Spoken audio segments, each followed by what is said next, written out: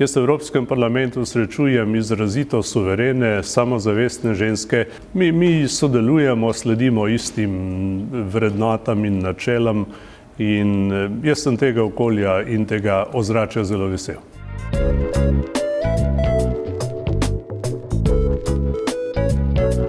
Jaz upam, da bo prihodnost skupna.